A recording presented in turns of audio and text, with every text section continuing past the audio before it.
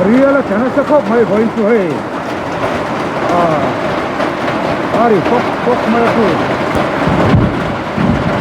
Rial an chap tu na hey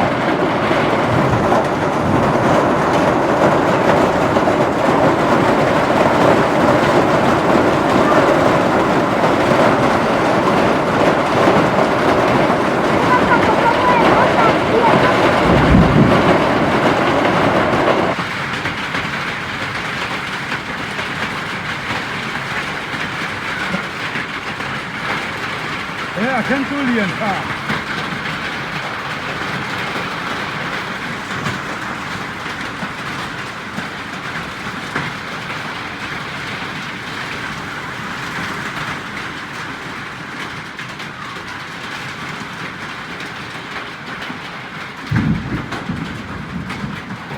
liền về đâu cho con hồng hay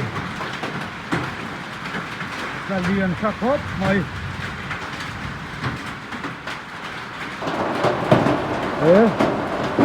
ari pok mai cuma kok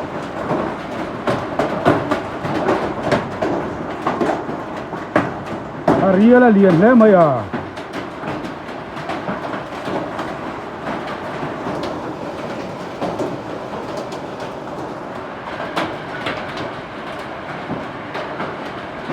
hey Rial trả cho nó bằng hậu lò mát là sár súp mày hey mò nấu bằng khai mò khai in văn một thầy khai mò vật chớt nem big về ini không gì à hay chọn char nem đeo khai mò hay chọn nó ròn keng nem đeo va hay corte nó non phù na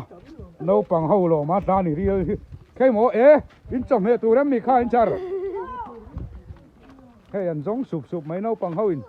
va man la khai mò anh là vì char khom sa ka lo en chin tiang anh giang e le tai da kha a tui je la ni chu hian in hei khan hem an ngai hom khop mai Rial char tung cha hian ki ta ki si Ronaldo point Rial char ani si Ronaldo nau pang tan chuan in